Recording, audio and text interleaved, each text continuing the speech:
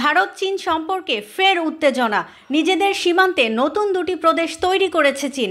দিল্লির দাবি, যা কেন্দ্রশাসিত লাদাখের ভূখণ্ডের মধ্যে পড়েছে। এ নিয়ে ইতিমধ্যে বেইজিংয়ের কাছে তীব্র আপত্তি ও প্রতিবাদ জানিয়েছে ভারত। চীনের রাষ্ট্রীয় সংবাদ মাধ্যম সিনহুয়া গত 27 ডিসেম্বর জানিয়েছে যে দেশের উত্তর পশ্চিম অংশের জিনজিয়াং উইঘুর স্বায়ত্তশাসিত অঞ্চলের সরকার এই অঞ্চলে দুটি নতুন কাউন্টি বা প্রদেশ প্রতিষ্ঠার ঘোষণা করেছে। নতুন দুই প্রদেশের নাম হিয়ান কাউন্টি এবং হেকাং কাউন্টি। এই দুই নতুন প্রদেশের অনুমোদন দিয়েছে চীনের কমিউনিস্ট পার্টির কেন্দ্রীয় কমিটি এবং রাজ্য পরিষদ।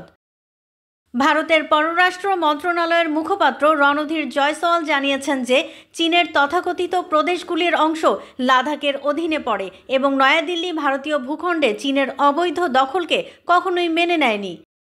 তিনি বলেন, আমরা চীনের হোটান প্রিফেকচারে দুটি নতুন কাউন্টি প্রতিষ্ঠা সংক্রান্ত ঘোষণা দেখেছি। এই তথাকথিত কাউন্টিগুলোর কিছু অংশ ভারতের কেন্দ্রশাসিত অঞ্চল লাদাখে পড়েছে। ভারতীয় ভূখণ্ডে চীনের অবৈধ দখলকে কখনোই স্বীকৃতি দেওয়া হয়নি। রণধীর জয়সওয়াল আরও বলেন, চীন নতুন প্রদেশ তৈরি করলেও ভারতের অবস্থানের কোনো বদল হবে না। লাদাখের ওই অংশ আমাদের ছিল, আমাদেরই থাকবে। বিষয়টি নিয়ে চীনের কাছে কূটনৈতিক প্রতিনিধির মাধ্যমে আনুষ্ঠানিক প্রতিবাদ জানানো হয়েছে।